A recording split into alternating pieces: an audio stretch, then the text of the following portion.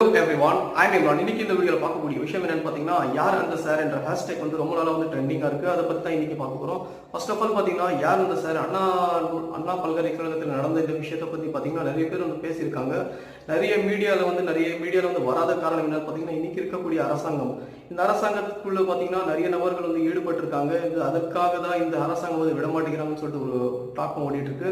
அதை பத்தி தான் என்ன ஏதுன்னு சொல்லிட்டு விலாவரியா பேச போறோம். ஃபர்ஸ்ட் ஆஃப் ஆல் பாத்தீங்கன்னா மக்கள் வந்து வெளிப்படையா பேச மாட்டேங்கிறாங்க. ஏன்னா மக்களுக்கு வந்து ஒரு விழிப்புணர்வு இருக்கணும். ஏன்னா இந்த இருக்கக்கூடிய அரசாங்கம் பாத்தீங்கன்னா பயமுறுத்தி வச்சிருக்குதான் சொல்லணும். என்னன்னு பாத்தீங்கன்னா எதற்கு எடுத்தாலும் வந்து அரசு ஏன்னா ஒரு அரெஸ்ட் பண்ணக்கூடிய விஷயம் பாத்தீங்கன்னா யாரை எடுத்து பார்த்தாலும் அரெஸ்ட் பண்ணக்கூடிய விஷயம் வந்து மிகப்பெரிய ஒரு தவறான விஷயம். ஏன்னா ஒரு போராட்டம் நடத்தினா கூட எடுத்துட்டு போய் அரெஸ்ட் பண்ணி அவங்க வந்து ஒரு மண்டபத்துல வச்சுட்டு ஈவினிங் அனுப்புறாங்க. இந்த மாதிரி இருக்கக்கூடிய இந்த ஜனநாயக நாட்டில் வந்து மிகப்பெரிய ஒரு தவறான விஷயம்.